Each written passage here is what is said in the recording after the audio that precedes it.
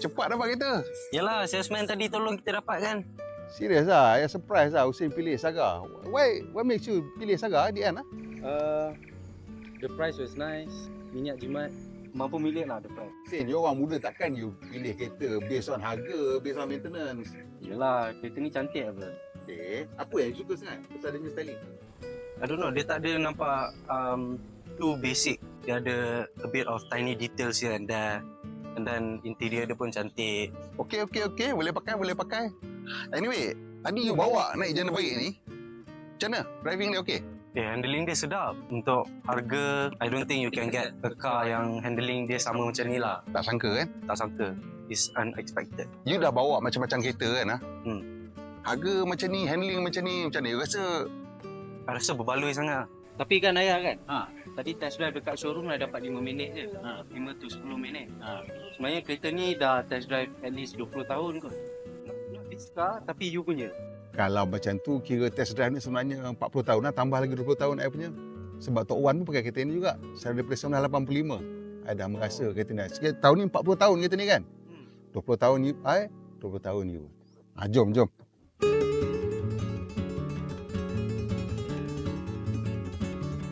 Yasin, apa kata dia cerita sikit pasal dia punya handling.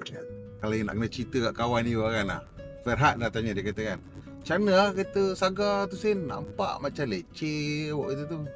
I don't know lah, but to me, when I go into corners, right, it doesn't feel like this car nak melambung ke apa ke, you know, or it's gonna understeer. Semalam kan jalan kan macam basah-basah kan. It didn't worry me. Dia tak rasa macam this car is going to slip up tau. So when you go into corners kan, it's stable lah.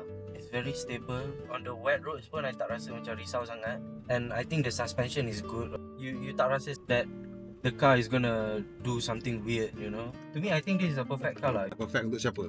Perfect for someone like me, you know, someone young. They want to get their first car. And also I like the screen, the buttons on the steering wheel. Makes it easier for everything. Dia punya power okey lah, power dia. Dia punya power is perfect lah. You nak masuk corners pun power dia cukup. Atas highway pun cukup. You boleh keep up with other cars. Dia rasa kalau long distance macam mana kereta ni? I think it should be great because kerusi dia pun comfortable. Dia tak keras sangat. Aircon dia sejuk. Untuk orang muda kan, Proton Saga ni dia ada macam, ada maksud tak kat you? Ada meaning tak kereta Proton Saga? I think it only will have a meaning once you buy it and try it. Maksudnya macam kalau masa Tok Wan pakai dulu, dia beli Proton Saga ni sebab dia rasa bangga tau. Dia beli kereta yang orang Malaysia buat. On the road sekarang kan banyak I tengok Proton Saga. There's a lot of Proton Saga here and there. But I don't know if they are proud of, you know, driving a Proton Saga, where it came from, what's the story. Yeah, so I never knew Proton Saga was a Malaysian punya pride car. So I just knew it yesterday masa you guys borak kan. Now I dah rasa, I know how it feels. Tak boleh kutuk dah lah.